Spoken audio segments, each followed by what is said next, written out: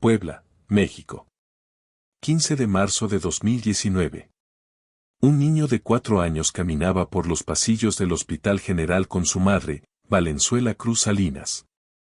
Acababa de someterse a una cirugía de emergencia después de un accidente doméstico que casi le costó la vida. Los médicos llamaron a su supervivencia un milagro. Sin embargo, lo que se desarrolló en las siguientes 48 horas transformaría para siempre la vida de esta familia y pondría en duda todo lo que creemos saber sobre la vida, la muerte y la conciencia humana.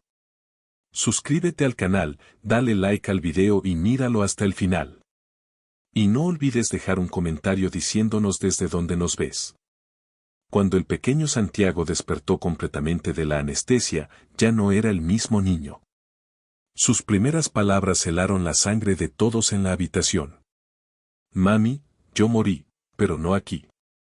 Morí antes, cuando era Javier. La bala entró aquí y dio exactamente en el pecho, a la altura del corazón. La madre pensó que era delirio postquirúrgico. Los médicos intentaron explicarlo como confusión mental temporal. Pero Santiago continuó, tenía 23 años. Era 1987. Y trabajaba en el Hospital Civil en Guadalajara. ¿Me recuerdas, mami, lloraste tanto cuando morí? Valenzuela Cruz nunca había estado en Guadalajara, nunca había conocido a nadie llamado Javier. Y su hijo Santiago, de apenas 4 años, no debía saber en qué año vivía, mucho menos detalles específicos sobre un hospital a 1000 kilómetros de distancia. Pero esto era solo el comienzo de la historia de reencarnación más documentada jamás registrada en México. Una historia que involucraría a médicos, psicólogos, investigadores forenses y que sería estudiada por la Universidad Nacional Autónoma durante más de 3 años. Una historia que estás a punto de conocer y que cambiará para siempre tu visión de los misterios de la conciencia humana. Porque lo que Santiago revelaría en los próximos días no solo era imposible, era verificable. Para entender lo que le pasó a Santiago, necesitamos retroceder 3 días antes del accidente. Santiago Salinas era un niño completamente normal. Jugaba con carritos, veía caricaturas y comía como cualquier niño de 4 años. Su mayor preocupación era elegir entre helado de chocolate o vainilla. Hablaba solo unas cuantas palabras básicas de español y nunca había mostrado ningún interés en hospitales, medicina ni nada relacionado.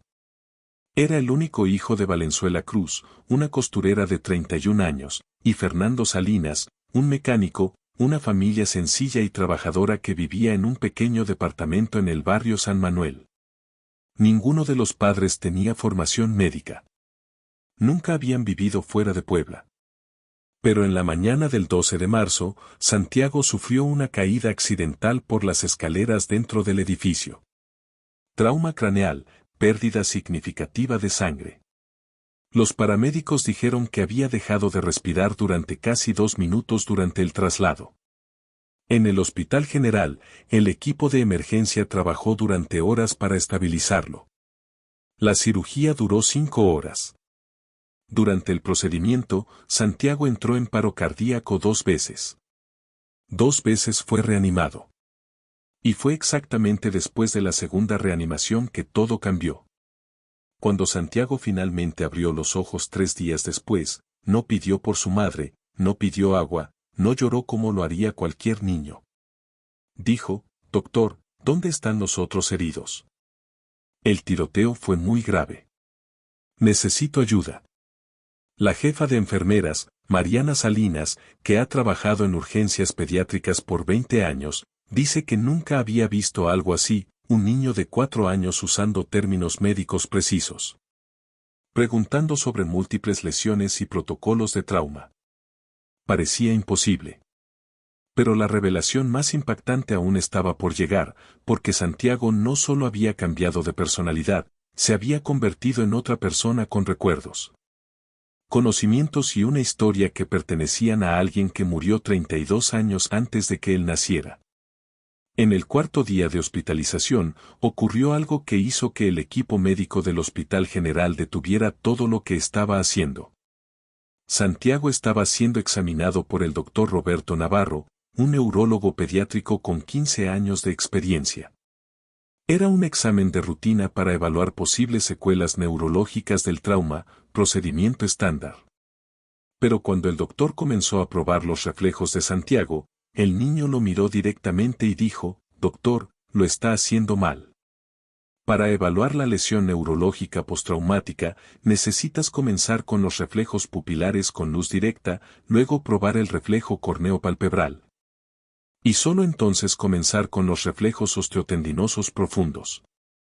Este es un protocolo neurológico básico». El doctor Navarro estaba absolutamente en shock, no solo por las palabras técnicas pronunciadas perfectamente por un niño de 4 años, sino porque Santiago tenía completamente la razón. Era como si estuviera hablando con un colega médico, dice el doctor Navarro. Conocía terminología que ni siquiera los estudiantes de medicina de tercer año habían dominado. Hablaba con autoridad sobre cosas que normalmente toman años en aprender. Pero Santiago no se detuvo ahí. Miró el estetoscopio del doctor y dijo: «Ese modelo es viejo, doctor. En el Hospital Civil de Guadalajara, donde trabajaba, usábamos Littmann Cardiology 3 Series, mucho mejor para detectar soplos cardíacos en pacientes politraumatizados». El doctor Navarro casi dejó caer el estetoscopio. Primero, ¿cómo sabía un niño de 4 años sobre diferentes modelos de estetoscopios? Segundo, el Littmann Cardiology Sera salió en 1999, mucho después de 1987, el año que Santiago mencionaba constantemente. «Pero doctor», continuó Santiago, «usted se ve preocupado. Sé que es difícil de creer, pero realmente trabajé allí. Era residente de segundo año, especializado en emergencias y trauma. Mi supervisor era el doctor Romero. Alejandro Romero tenía una cicatriz en la mano izquierda de un accidente que tuvo cuando era interno. En ese momento, el doctor Navarro tomó una decisión que cambiaría todo. Sacó su celular y llamó al Hospital Civil de Guadalajara. No para confirmar la historia de Santiago, eso parecía imposible, sino para probar que el niño deliraba. La respuesta que recibió le heló la sangre, porque lo que descubrió al otro lado de la línea no solo era posible, estaba documentado. La llamada del doctor Navarro al Hospital Civil de Guadalajara lo cambió todo. La secretaria de Archivos Médicos confirmó: «Sí, doctor. Tenemos registros de un residente llamado Javier Navarro Castillo, segundo año de residencia en emergencias y trauma. Murió en julio de 1987. Y sí, su supervisor era efectivamente el doctor Alejandro Romero. Y sí, el doctor Romero tenía una cicatriz visible en la mano izquierda». Cuando el doctor Navarro colgó el teléfono, le temblaban las manos. Inmediatamente llamó a los padres de Santiago y les explicó lo imposible. Su hijo de 4 años acababa de proporcionar información precisa sobre un médico que había muerto 32 años antes de que él naciera. Valenzuela Cruz y Fernando no podían procesar la información. ¿Cómo era esto posible? ¿Cómo sabía Santiago cosas que ni siquiera ellos sabían? ¿Y por qué estaba tan insistente en necesitar regresar a casa, a Guadalajara? Durante 3 días, Santiago se volvió cada vez más agitado. No comía bien, no podía dormir y repetía constantemente: «Necesito ir a casa. Mi familia me espera. Ellos no saben que estoy bien». Fue entonces cuando Valenzuela Cruz tomó la decisión más difícil de su vida. «Si esto puede darle paz a mi hijo», dijo, «vamos a Guadalajara». El viaje en auto de 7 horas fue intenso.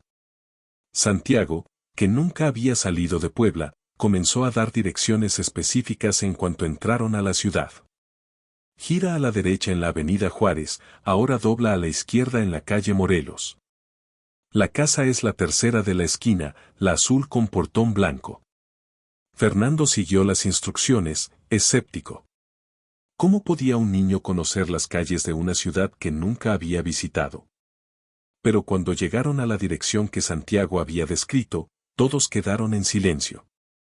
Ahí estaba, exactamente como él dijo, una casa azul con portón blanco. Y en el jardín delantero, una anciana estaba regando las plantas.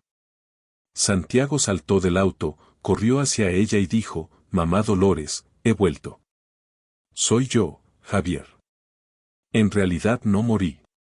La mujer dejó caer la regadera. Era Dolores Castillo, de 74 años, y Javier Navarro Castillo había sido su hijo. El hijo que murió trágicamente en 1987 a los 23 años, víctima de un tiroteo en el hospital donde trabajaba. El hijo al que había llorado durante 32 años y que ahora parecía estar frente a ella en los ojos y la voz de un niño de 4 años que nunca había visto en su vida. Pero la parte más perturbadora aún estaba por llegar. Lo que ocurrió dentro de la casa de la calle Morelos número 237 desafiaba cualquier explicación lógica. Dolores Castillo, todavía en shock, invitó a la familia a pasar. Sus manos temblaban mientras abría el portón. Santiago entró como si fuera su propia casa. «Mamá Dolores, cambiaste la sala», dijo Santiago, mirando alrededor. La televisión estaba allí junto a la ventana y el sofá marrón estaba contra la pared, no en el centro. Dolores casi se desmaya. «¿Cómo? ¿Cómo sabes eso?» «Cambié los muebles hace apenas 2 años. Javier murió hace más de 30 años». Pero Santiago siguió caminando por la casa con una familiaridad aterradora. «Mi cuarto era el segundo pasillo a la derecha. La cama estaba bajo la ventana porque me gustaba mirar las estrellas antes de dormir». Se detuvo en la puerta de la habitación y preguntó, «¿Puedo entrar?». Dolores la abrió con manos temblorosas. El cuarto estaba exactamente como Javier lo había dejado. Nunca había tenido el valor de tocar nada. Santiago entró y fue directamente a un cajón del tocador. «Aquí están mis cosas», dijo, abriéndolo. Dentro había diplomas médicos, un estetoscopio y una foto de graduación de Javier a los 21 años. Luego Santiago señaló debajo de la cama. «Y aquí está mi maleta de emergencia». El padre de Santiago, Fernando, se inclinó y sacó un maletín médico polvoriento. Dentro había herramientas médicas de los años 80, medicamentos vencidos y una credencial de hospital con el nombre Javier Navarro Castillo, residente en emergencias. Pero el hallazgo más impactante llegó cuando Santiago se dirigió al baño. «Hay un sobre detrás del espejo del baño», dijo, «con fotos de una chica de la que nunca le conté a nadie porque estaba casada». Dolores estaba confundida. Javier nunca le había hablado de ninguna chica. Santiago subió a una silla, retiró el espejo y exactamente donde él dijo estaba un sobre amarillento. Dentro había 12 fotografías de una joven morena, cada una con dedicatorias románticas en el reverso. «Para Javier, con todo mi amor. Lucía Valenzuela». Dolores comenzó a llorar. Lucía Valenzuela había sido enfermera en el hospital. Había asistido al funeral y afirmó que ella y Javier solo eran compañeros de trabajo. Pero Santiago no había terminado. «En el jardín trasero, debajo del gran árbol de mango, enterré una caja de metal con las cartas que ella me escribió». 10 minutos después, Fernando y Dolores estaban cavando en el lugar exacto que Santiago había señalado. A 1 metro de profundidad, desenterraron una pequeña caja metálica oxidada. Dentro había 27 cartas de amor de Lucía Valenzuela a Javier, todas fechadas entre enero y junio de 1987. La última tenía fecha del 15 de julio de 1987, 3 días antes de la muerte de Javier. Decía, «Mi amor, ya no puedo ocultarle esto a mi esposo. Mañana le diré todo. Si me perdonas, podremos estar juntos. Te amo, Javier». Santiago miró a Dolores y, con voz de niño pero el peso de un adulto, dijo, «Ella nunca pudo decírselo, mami, porque yo morí primero». Al día siguiente, Dolores Castillo tomó una valiente decisión.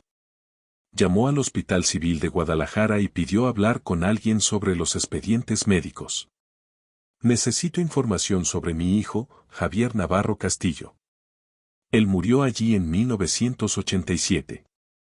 La secretaria de archivo, la señora Claudia Villalobos, que había trabajado en el hospital durante 35 años, recordó inmediatamente el caso. Ah, sí, el residente que murió en el tiroteo del 18 de julio. Caso terrible. Tengo todos los documentos aquí. Dolores preguntó si podía ir allí con su familia, incluido Santiago. Necesitaba entender lo que estaba pasando. 2 horas después, en el archivo médico del Hospital Civil, Claudia Villalobos desplegó sobre la mesa todos los documentos relacionados con la muerte de Javier Navarro Castillo, acta de defunción, peritajes, declaraciones de testigos, fotografías de la escena del crimen. Fue un asalto, explicó Claudia. 2 hombres armados entraron a urgencias a las 11:47 de la noche. Javier estaba de guardia. Cuando intentaron llevarse los medicamentos controlados, él reaccionó para proteger a los pacientes. Santiago, que hasta entonces había estado jugando tranquilamente con un juguete, levantó la mirada y dijo, el hombre de la camisa roja tenía un tatuaje de escorpión en el brazo derecho. El otro era más bajo y cojeaba de la pierna izquierda. Al principio, no querían hacerle daño a nadie. Claudia se quedó helada. Lentamente sacó la declaración policial de una enfermera que había presenciado el crimen. 2 individuos. Uno con una camisa roja y un tatuaje visible de escorpión en su brazo derecho. El segundo, más bajo, cojeando de su pierna izquierda. El documento había estado allí durante 32 años, palabra por palabra lo mismo que Santiago acababa de decir. Pero hay más, continuó Santiago. Cuando el hombre de la camisa roja me vio intentando proteger a la señora Victoria, que estaba hospitalizada con neumonía en la cama 12. Él gritó, quítese del camino, doctor. Yo dije, no voy a dejar que la lastimen. Fue entonces cuando me disparó. Claudia, con las manos temblorosas, tomó otro documento, la declaración de una paciente. Victoria Salinas, 67 años, cama 12, hospitalizada con neumonía. El doctor Javier se paró frente a mi cama. Dijo que no iba a dejar que me lastimaran. El bandido le gritó que se quitara del camino. El doctor no se movió. Entonces el hombre le disparó. Santiago miró los papeles y señaló una foto en blanco y negro. Esa es la señora Victoria. Tenía un rosario en la mano. Rezaba suavemente toda la noche. Se detuvo. Ella sobrevivió. Claudia revisó los registros. Victoria Salinas fue dada de alta del hospital 3 días después del incidente. Vivió hasta 2003. Qué bueno, dijo Santiago, sonriendo por primera vez desde que llegó a Guadalajara. Ella fue muy buena conmigo. Siempre ofrecía dulces de miel que guardaba en la mesita de noche. Dolores comenzó a llorar. No eran lágrimas de tristeza, eran lágrimas de una madre que finalmente entendía que su hijo había muerto como un héroe y que, de alguna manera imposible, había regresado para contar su historia. Pero los registros del hospital revelaron algo aún más extraordinario. Lo que Claudia Villalobos mostró después dejó a toda la familia en shock. Hay algo más, dijo, sacando una carpeta especial del archivo. Algo que muy pocas personas saben. Javier había dejado una grabación. Era un microcasete antiguo con fecha del 17 de julio de 1987, un día antes de su muerte. Javier tenía la costumbre de grabar notas médicas sobre casos complejos. Esta fue la última grabación que hizo. Nunca se había incluido en el proceso porque, bueno, ya entenderán. Claudia puso el microcasete en un dispositivo viejo y presionó reproducir. La voz de Javier, un joven de 23 años, llenó la habitación. Notas personales. Javier Navarro Castillo. 17 de julio de 1987. 20:30, acabo de terminar mi turno y estoy preocupado. Hay algo extraño ocurriendo en el hospital. Actividad sospechosa en el área de medicamentos controlados. 2 hombres estuvieron aquí ayer haciendo preguntas sobre protocolos de seguridad. Santiago, que había estado jugando con un lápiz, de repente se detuvo y miró hacia la grabadora. Uno de ellos tenía un tatuaje de escorpión en el brazo, el otro cojeaba visiblemente. Fingían ser inspectores del Ministerio de Salud, pero algo no tenía sentido. Notificaré a seguridad mañana. La voz se detuvo. Todos quedaron en silencio. Entonces Santiago se acercó a la grabadora y dijo, ¿puedo hablar? Dolores asintió, todavía procesando lo que acababa de escuchar. Santiago habló directamente al micrófono como si estuviera hablando con un viejo amigo. Javier, soy yo. O mejor dicho, somos nosotros. No pudiste notificar a seguridad, ¿recuerdas? Ellos regresaron al día siguiente, justo cuando estabas cuidando a doña Victoria. Claudia encendió la grabadora de nuevo, y lo que ocurrió después fue grabado y posteriormente estudiado por especialistas en fenómenos paranormales de la Universidad Nacional. Porque cuando Santiago continuó hablando, una segunda voz comenzó a responder a través de la grabadora. Podían oírla. Era la voz de Javier, pero Javier había muerto hacía 32 años, y la grabadora estaba reproduciendo una conversación que ocurría en ese mismo momento. Es posible porque somos la misma alma, respondió Santiago. No moriste realmente. Viniste conmigo. Recuerdo todo. Lucía Valenzuela recibió mi carta. No moriste antes de que ella pudiera contárselo a su esposo, pero ella te amaba. De verdad, Javier. Lloró en tu funeral, y mamá Dolores está bien. Ella mantuvo tu cuarto exactamente igual y te quiere mucho. La conversación duró exactamente 7 minutos y 23 segundos. Fue grabada íntegramente por Claudia Villalobos y posteriormente analizada por técnicos forenses de audio. El análisis confirmó que había dos voces diferentes, una de un niño de 4 años, otra de un joven, imposible de haber sido falsificada con la tecnología de 2019. Pero la parte más impresionante de la grabación llegó al final.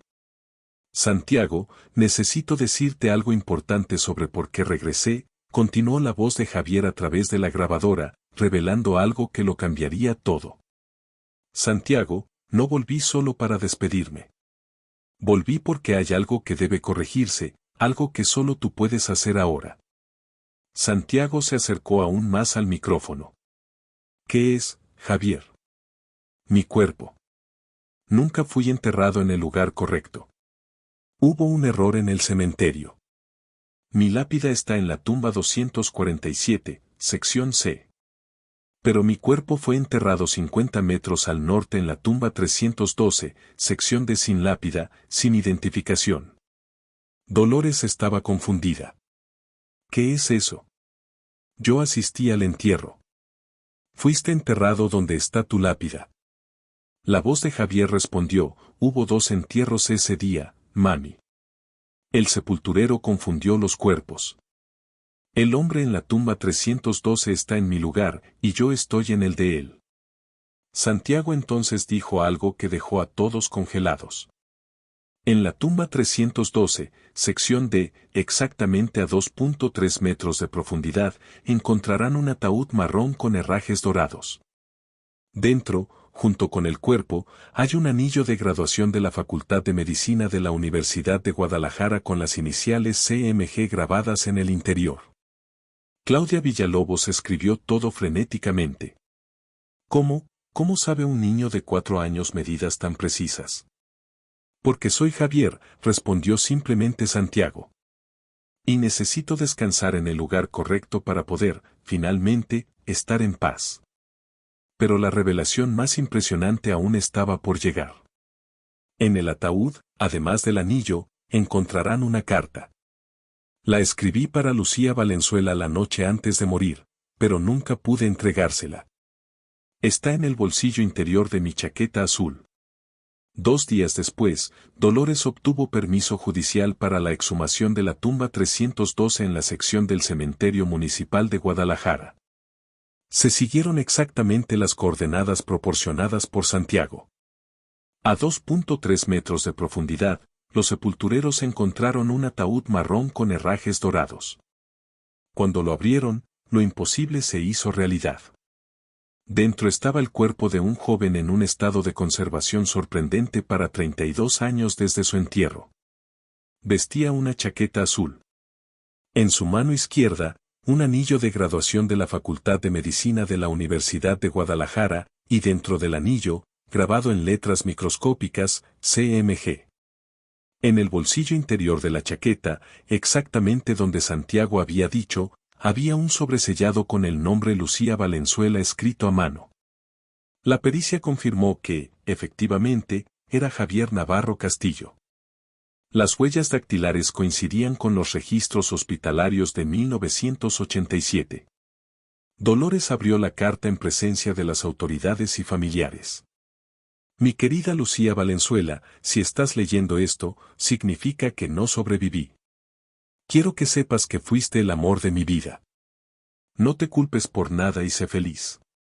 Donde quiera que esté, te estaré cuidando por siempre con todo mi amor eterno. Javier. Santiago, que había observado todo en silencio, se acercó al ataúd y dijo, ahora puedo descansar en paz. Gracias por ayudarme a llegar aquí. En ese momento, algo extraordinario sucedió. Una sensación de paz profunda llenó a todos los presentes. Por primera vez en 32 años, Javier Navarro Castillo fue enterrado en el lugar correcto, con su lápida junto a su familia. Pero la historia de Santiago aún tenía un último capítulo, el más importante de todos. 3 semanas después del entierro de Javier, algo extraordinario sucedió en la casa de Dolores Castillo. Santiago había regresado a Puebla con sus padres, pero seguía llamando a Dolores todos los días. Las conversaciones siempre terminaban de la misma manera. Mamá Dolores, necesito volver allá. Hay una persona que debo encontrar. Cuando Dolores preguntaba quién, Santiago siempre respondía, lo sabrás cuando ella llegue, chin. En la mañana del 15 de abril de 2019, exactamente un mes después del accidente, alguien tocó el timbre de la casa en la calle Morelos. Dolores abrió la puerta y encontró a una mujer de aproximadamente 55 años, con el cabello canoso, sosteniendo un ramo de flores blancas. Disculpe, señora, dijo la mujer. Mi nombre es Lucía Valenzuela Villalobos. Trabajé con su hijo Javier en el hospital. Escuché que encontraron una carta. Dolores casi se desmayó. Lucía Valenzuela, la enfermera de la historia de amor secreta, después de 32 años había regresado. Por favor pase, dijo Dolores, todavía procesando la coincidencia imposible. Lucía Valenzuela entró en la sala y comenzó a explicar. Me casé, tuve hijos, construí una vida, pero nunca pude olvidar a Javier. Cuando supe por la prensa sobre la exhumación y la carta, necesitaba venir. En ese momento sonó el teléfono. Era Santiago llamando desde Puebla. Mamá Dolores, llegó Lucía Valenzuela. Dolores se congeló. ¿Cómo podía saberlo, Santiago? ¿Cómo pudiste? Porque Javier me dijo que vendría hoy. Él está aquí a mi lado. Él quiere hablar con ella. Dolores pasó el teléfono a Lucía Valenzuela, que estaba temblando. Hola. La voz de Santiago resonó a través del teléfono, pero el tono, la entonación, era completamente diferente. Era la voz de Javier. Lucía Valenzuela, mi amor, estás aún más hermosa de lo que recordaba. Lucía Valenzuela comenzó a llorar sin control. Javier, ¿eres realmente tú? Soy yo, mi amor. Recibí tu carta, la del 15 de julio. Realmente quería encontrarnos para hablar de nuestro futuro. Javier, lo siento mucho. Debí haberle dicho a mi esposo antes. No te culpes, Lucía. Hiciste lo que pensaste que era correcto. Y lo entiendo. Siempre lo entendí. La conversación duró 45 minutos. Lucía Valenzuela y Javier hablaron de todo, los planes que tenían juntos, los hijos que ella tuvo, la vida que él no pudo vivir. Al final, Javier dijo, Lucía, necesito pedirte algo. Tienes un hijo de 28 años, Alejandro, él está estudiando medicina, ¿verdad? Lucía Valenzuela se asustó. ¿Cómo sabes eso?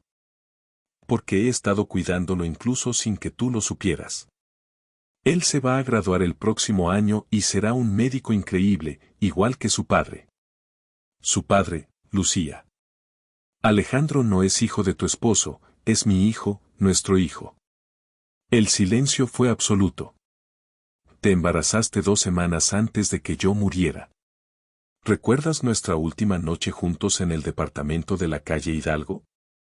Lucía Valenzuela sollozaba. Siempre lo supe. Alejandro tiene tus ojos, tu forma de hablar, pero nunca estuve segura. Él es nuestro hijo, Lucía, y necesita saber la verdad. No para destruir tu familia, sino para entender por qué siempre se sintió diferente, por qué siempre quiso ser médico aunque no había médicos en la familia de tu esposo. Javier, dile que su padre biológico murió como un héroe, que lo amo más que a nada, y que estoy orgulloso del hombre en que se ha convertido. Cuando la llamada terminó, Lucía Valenzuela estaba transformada. Había pasado 32 años cargando un secreto y por fin podía liberar no solo a sí misma sino también al hijo que nunca supo quién era su verdadero padre. Pero la revelación aún más impresionante estaba por llegar, porque Alejandro Villalobos, el hijo de Lucía Valenzuela, en ese preciso momento estaba terminando su residencia médica en urgencias y trauma en el Hospital Civil de Guadalajara, el mismo lugar donde su padre había muerto 32 años antes. El caso de Santiago Salinas llegó a la atención de la doctora Mariana Navarro, psiquiatra especializada en fenómenos de la conciencia en la Universidad Nacional Autónoma de México. Durante 6 meses, ella y su equipo estudiaron meticulosamente cada aspecto de la historia. Las grabaciones de audio fueron analizadas por especialistas forenses. Los documentos médicos fueron verificados por 3 instituciones independientes. Los testigos fueron entrevistados bajo rigurosos protocolos científicos. El resultado fue un estudio de 247 páginas publicado en la Revista Mexicana de Investigaciones Paranormales en diciembre de 2019. Las conclusiones fueron revolucionarias. El sujeto Santiago Salinas demuestra conocimientos médicos imposibles para su edad y educación. Posee información verificable sobre eventos ocurridos 32 años antes de su nacimiento. Presenta capacidades que desafían los modelos actuales de conciencia y memoria. Pero lo más impresionante fue lo que sucedió durante los propios estudios. Los investigadores que visitaban a Santiago en Puebla comenzaron a reportar experiencias extrañas. Algunos relataron sueños vívidos sobre un joven médico. Otros mencionaron sensaciones de presencia durante las entrevistas. La doctora Mariana Navarro confesó, en 25 años de estudiar fenómenos paranormales, nunca he visto un caso como este. Es como si Javier estuviera realmente presente, guiando las revelaciones a través de Santiago. Y de hecho, Santiago siguió proporcionando información que resultó ser precisa. Reveló que en el Hospital Civil de Guadalajara había un archivo secreto con casos sin resolver de 1987. El archivo fue encontrado exactamente donde él indicó. Dentro había 17 casos de muertes sospechosas nunca investigadas adecuadamente, incluyendo la de Javier. Proporcionó los nombres completos y direcciones de los 2 criminales que mataron a Javier. Ambos ya habían muerto, pero la información coincidía perfectamente con las investigaciones policiales de la época. Describió con precisión quirúrgica el diseño original del Hospital Civil de 1987, antes de las renovaciones de 1991, detalles que solo alguien que trabajó allí podría conocer. Pero la prueba más definitiva llegó cuando Alejandro Villalobos, el hijo de Lucía Valenzuela, aceptó hacerse una prueba de ADN. Los resultados confirmaron que Alejandro era en realidad el hijo biológico de Javier Navarro Castillo. Cuando Alejandro supo la verdad, tuvo una reacción sorprendente. Siempre supe que había algo diferente en mí, dijo. Desde niño, tenía sueños recurrentes sobre un hospital con emergencias médicas. Ahora entiendo por qué. Toda la historia fue documentada y hoy forma parte de los archivos oficiales de la Universidad Nacional. El caso es estudiado por investigadores de todo el mundo como una de las pruebas más sólidas de reencarnación jamás registradas. Santiago, ahora de 7 años, continúa viviendo normalmente con sus padres en Puebla. Los recuerdos de Javier se desvanecieron gradualmente, como si la misión se hubiera cumplido. Todavía visita a Dolores Castillo mensualmente. Juega en el jardín donde una vez encontró la caja enterrada, pero ahora es simplemente un niño normal, sin los recuerdos que una vez lo atormentaron. Lucía Valenzuela se reconcilió con su pasado y contó toda la verdad a su familia. Alejandro cambió su apellido a Alejandro Navarro Villalobos. Hoy trabaja como médico en el Hospital Civil de Guadalajara, honrando la memoria del padre que nunca conoció. Y Dolores Castillo, a los 76 años, finalmente encontró paz. Mi hijo volvió para arreglar lo que quedó inconcluso, dice. Ahora él puede descansar, y yo también. Este fue el primer caso probado de reencarnación en México. Pero según la Universidad Nacional, hay otros casos similares siendo investigados en todo el país, casos de niños que recuerdan vidas pasadas con detalles imposibles de saber. ¿Y tú, crees que la conciencia humana puede sobrevivir a la muerte física y volver en un nuevo cuerpo? El próximo caso podría estar más cerca de ti de lo que piensas.